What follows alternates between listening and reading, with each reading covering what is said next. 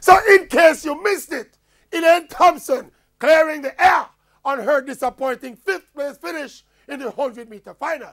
Basically, rubbishing the vomit excuse and making the Maverick look like a genius. Again, listen.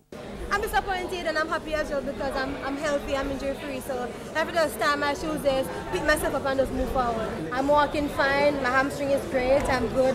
Disappointment have to come, but I have to just continue to let this disappointment uplift you and work harder. I actually throw up before I go there, so. Is that has ever happened to you before major championship? Yes. Always so.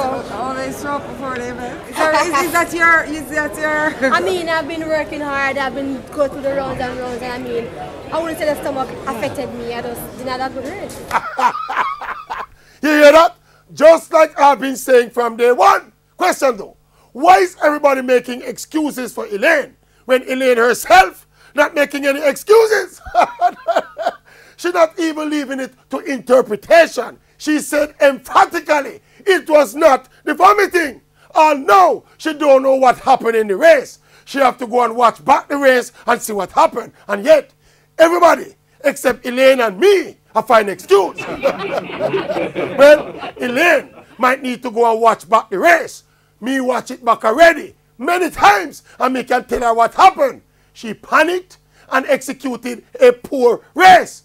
That is what happened. This thing about Elaine Thompson not wanting to speak publicly about her illness and her vomiting, that don't pass the common sense test. If her illness and vomiting was such big factors, Elaine would not be talking immediately after the race about running the relays. She would be more concerned about her health and recovering from her illness. You all realize that the only thing left for Elaine to say is that, yes, I was nervous and I panicked and me gas out the race. Argument done. In fact, argument done.